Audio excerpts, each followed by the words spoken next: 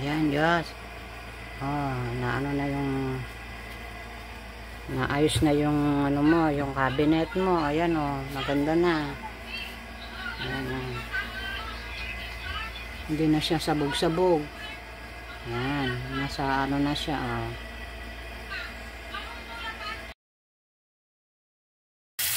Hello, hello mga friends. Kumusta na po kayo? Ayan. Ito, magluluto tayo ng ito tayo ng isda. Ayan, nakabilibit ako ng cream dory. Ito oh. Ipiprito ko lang siya ng half cook. Sabi ng tindera, masarap dahil pag sinigang piprito ng konti. Ayan, kaya ito piniprito ko ng konti. Yung half cook lang. Ayan. Ayan. Bago natin siya isigang. Ayan. May kamahalan lang itong isdang ito. Ayan. Kaya kahit ano, masarap naman siya. Mahal pa siya sa ano, sa salmon.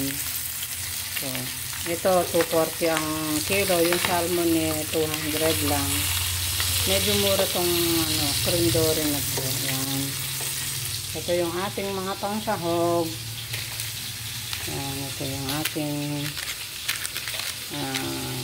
ingredients. Ayan, siyempre ang luya, hindi natin aalisin yung luya dahil yan ay pang pag-isda, lalo pag-isda ng dagat. Ayan, lagyan natin siya ng maraming luya.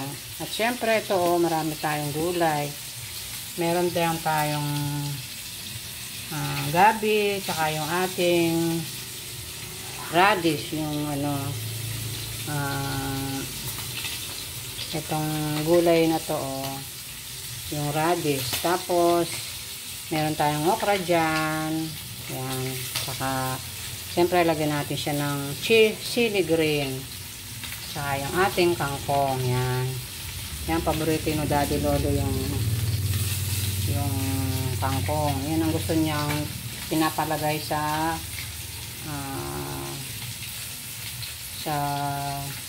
sigang. Yan. Sisigang natin itong mga friend. Yan. Yan. Dalawa lang yung apo ko dito. Yung isa nakabakasyon sa mami niya doon sa Angeles. Yan. Tatlo lang. Ay, bali, 4 lang kami dito sa bahay. Kami dalawa ni Daddy Lolo. Yan. Yan, mainit pa rin ang panahon mga friend. Dahil tag-init talaga. Yan. Later. Yan mga friend. Ito yung ating sinigang na cream dory. Yan, ilagay ko na yung ating gulay. Yan. Tapos, isusunod na natin. Ito ang pinakalas ng ano, yung ating sinigang mix. Yan. Yan ang pinakahuling ano natin ilalagay.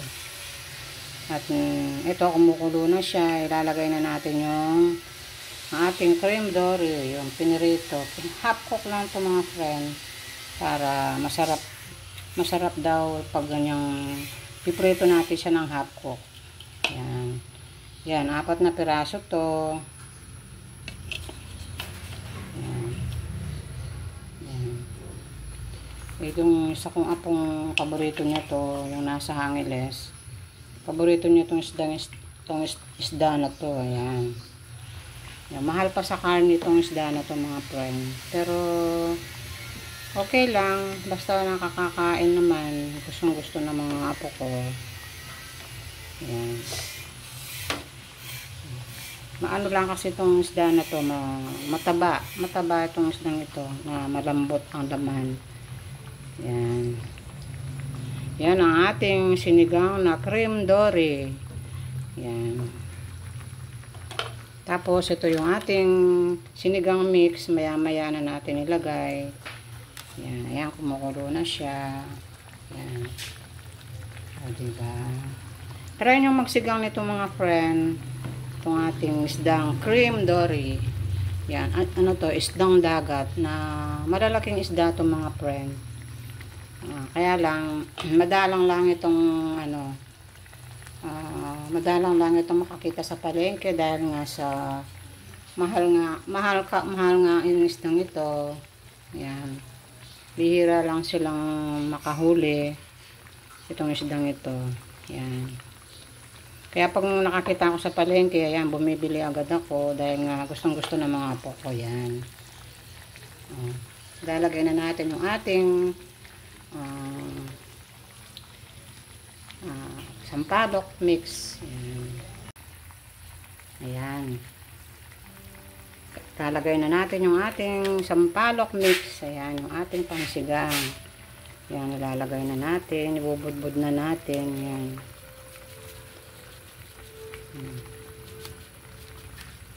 Ito yung sampalok mix na original.